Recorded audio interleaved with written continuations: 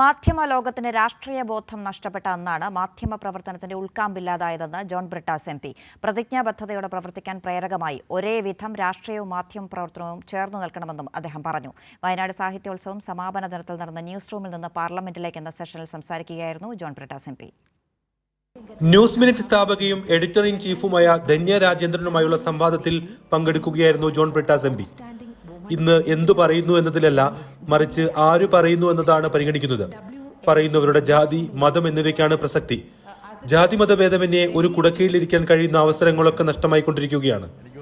1996 Babri Masjid തകർത്തതിനെ Indian ജനാധിപത്യത്തിലെ കറുത്ത പൊട്ടെന്നാണ് അന്ന് report ചെയ്തതെങ്കിൽ ഇന്ന് അയോധ്യയിലെ പോരാട്ടങ്ങളുടെ മഹാവിജയം എന്ന രീതിയിലേക്ക് അത് മാറി. വലതുപക്ഷ രാഷ്ട്രീയത്തിന്റെ മുഖ്യ ചാലക ശക്തികളായി ഇന്ത്യൻ മാധ്യമങ്ങൾ മാറിക്കഴിഞ്ഞെന്നും അദ്ദേഹം പറഞ്ഞു. ഉദാഹരണം പറഞ്ഞാല് പിന്നീട് ഈ അയോധ്യ വേർഡിറ്റൊക്കെ വരുന്ന സമയത്ത് ഈ ഇന്ത്യൻ പത്രങ്ങളുടെ ട്രയംഫ് എന്ന് പറഞ്ഞിട്ട് എവിടുന്ന് triumph of Ayodhya movement, Ayodhya പ്രസ്ഥാനത്തിന്റെ ഒരു വിജയബേരി.